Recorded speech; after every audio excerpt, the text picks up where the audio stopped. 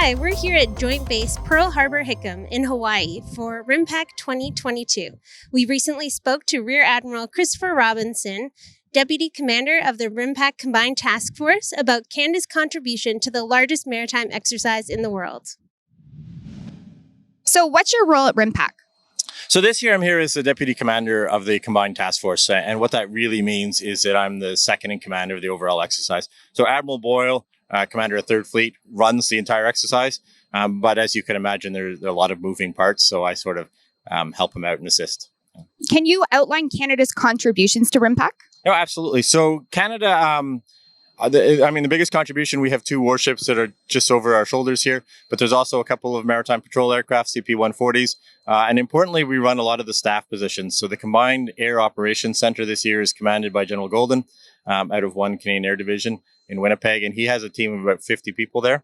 We also were the co-leaders of the maritime component, so the naval side of that, and we have about 50 people in there as well.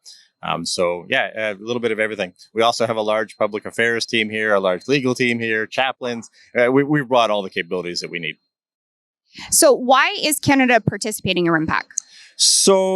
RIMPAC is the largest maritime exercise in the world. It's been running since 1971. We're an original participant. And it really started because we're like-minded nations. We all value the rule of law, freedom of the seas, and working together with like-minded partners. So this is the best opportunity to do it. For the 2 frigates that are Vancouver and Winnipeg that are proceeding on deployment after this, this is a real good opportunity for them to work out the bugs, to figure out where the procedures need to be improved on, and to work with the nations that they're about to be working with over the next coming months.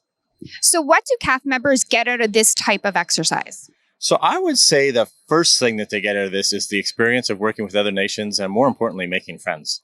I am from a small dairy farm, and I joined the Navy to see the world and meet people in different cultures. And I think that's a really big, important aspect that we probably skip a lot of the times. Of course, there's professional reasons to be here and exercising with some of the state-of-the-art equipment, people, procedures, and training ranges.